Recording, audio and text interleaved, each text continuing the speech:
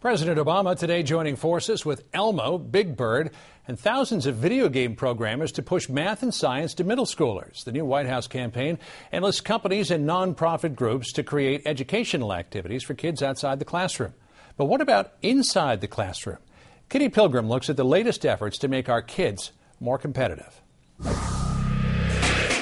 At a presidential press briefing, 2 high school students demonstrate the robotic ball catcher they have built for a science project.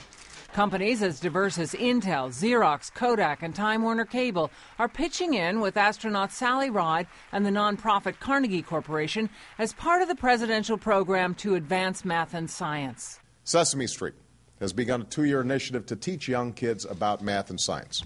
And Discovery Communications is going to deliver interactive science content to 60,000 schools, reaching 35 million students. President Obama hopes to involve 1 million students in after-school competitions.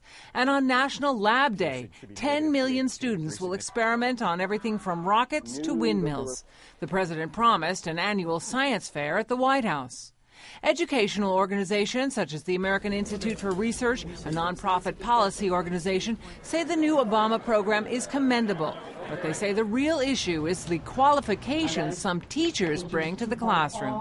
Many of the teachers teaching math and science, in fact, are not math or science majors.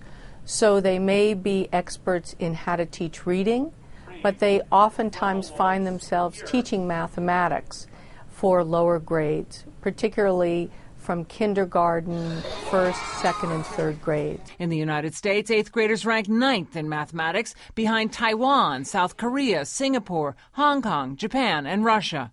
In science, the U.S. ranks 9th behind the same countries plus England. And the U.S. graduated fewer math and science majors from institutions of higher education. If you compare the United States with other countries, what we see is China and India graduating a much greater number of students who not only are studying science and math, but also interested in entering careers in those fields. Well, it seems the easiest part of this program is getting kids to participate. Part of this initiative is to make science and math fun. So, for example, Sony is expected to donate 1,000 PlayStation games with an educational theme to libraries and community organizations in low-income areas.